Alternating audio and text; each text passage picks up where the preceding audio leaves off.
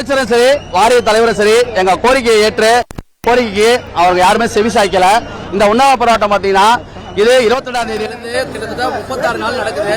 36 நாளே எங்க கோரிக்கையை நிறைவேற்றல. அவங்க தினக்கூலி அடிப்படையில் நேரடி பணி நியமனம் படிப்படியா எங்களுக்கு நிரந்தரம் பண்ணு சொல்லி தான் கேட்டிருந்தோம். எங்க ஊதியத்தை நேரடியாக கொடுத்து படிப்படியாக பணி நிரந்தரம் பண்ணுங்கன்னு சொல்லியிருந்தோம். உற்பத்தி மற்றும் விநியோக தொழிலாளர்கள் அனைவரும் பாத்தீங்கன்னா போராட்டத்தில் கலந்துருந்தோம். 36 நாள் போராட்டத்திற்கு நீங்க 37வது நாளா நீங்க உண்ணாவிரத போராட்டம் நடத்துறோம். இப்பவும் மின்சாரத்துறை அமைச்சர், எரிசக்தி துறை சேர்மேன் சார் 2 டைம் பார்த்தோம். இருந்துமே எங்களுக்கு எந்த ஒரு அஷூரன்ஸும் கொடுக்கல. அவங்க மற்றவர்களுக்கு வேலையை பழிக்க தான் முன் வராங்களே தவிர இந்த ஒப்பந்த தொழிலாளர்களுக்கு முன் வரல. இத்தனை தொழிலாளர்களுக்கு 7 மாதம் சம்பளம் இல்லாமையும் 300க்கும் மேற்பட்ட தொழிலாளர்கள் செத்தோம். கிட்டத்தட்ட 400க்கும் மேற்பட்டவர் ஊனமுற்றோம். பிளான்ல 45 வயசுக்கு மேல இருக்கிறவங்க கிட்டத்தட்ட ஒரு 1000க்கு மேற்பட்டோர் பாத்தீங்கன்னா அந்த லிவர் ஃபங்க்ஷன் பாதிக்கப்பட்டிருக்காங்க. இப்படி எல்லா குறைகளையும் எடுத்து சொல்லியும் இந்த தமிழக அரசு எங்களுக்கு எந்த ஒரு வாக்குறுதியும் நிறைவேற்றாம எங்களை கைது பண்றாங்க. இந்த ஆட்சி எங்க கூடயே நின்று போராட்டம் பண்ணிட்டு எங்களையே கைது பண்றது இது பெரிய பெரிய கொடுமை. இதுதான் தமிழக வெற்றிகளும் எங்க கூட இருந்து போராட்டம் பண்ணீங்களே ஐயா, அறப்போர் வழியில் நீங்க போராட்டம் பண்ண நாங்க என்றும் துணை நிற்பேன்னு சொன்னாரு போக்குவரத்து அமைச்சர்.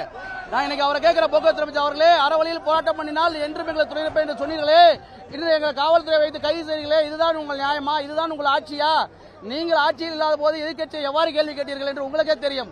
தற்பொழுது இந்த உற்பத்தி விநியோகப்பட்ட தொழிலாளர்களை ஏன் இப்படி கைது செய்கிறீர்கள்? இதை தட்டி கேட்க யாருமே இல்லையா? எங்களுக்கு யாருமே இல்லை. எங்களுக்கு நியாயம் கேட்க யாருமே இல்லை. இந்த ஒப்பந்த தொழிலாளர்களை தட்டி கேட்க யாருமே கிடையாது. முன்னுரிமை தெரியாது, கன்சிடர் பண்ணல. ஒரு 6 மாசம் சொல்லுங்க பண்ண மாட்டேன்றாரு. நாங்க இப்ப கேட்டது பர்மனண்ட தாண்டி எங்க ஒப்பந்த தொழிலாளியை பத்தி பேசுவீங்களா, எங்களை கன்சிடராவது பண்ணுவீங்களான்னு தான் கேட்டுமே.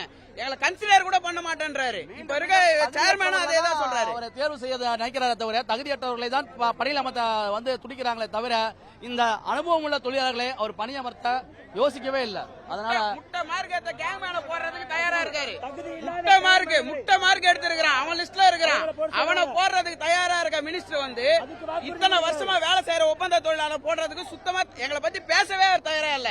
எங்களை விட்டு ஓடுதான் பாக்குறாரு. நாங்க பேசிட்டு இருக்கோம், எங்களை விட்டு ஓடி போறாரு. மேற்பட்ட தொழிலாளர்கள் இன்னைக்கு உண்ணாவிரத போராட்டத்தில் கலந்துருக்கோம். தமிழகம் முழுவதும் போராட்ட தொழிலாளர்கள் இன்னைக்கு ஒன்னு சேர்ந்து இன்னைக்கு போராட்டத்தில் கலந்துருக்கோம். இந்த தொழிலாளர்கள் கொஞ்சம் கூட வாய்ப்பளிக்காம எத்தனை நாள் இரவு பகல் பார்க்காம புயல் மழையிலும் பார்க்காம தொடர்ந்தே தான் இருக்க நாளை இங்கதான் போராட்டம். எங்களுக்கு வேற வழி இல்ல, வாய்ப்பும் இல்ல. ஒண்ணு வேலைக்கு எடுக்கிறேன்னு சொல்லட்டும், ஒண்ணு இல்லன்னு சொல்லட்டும்.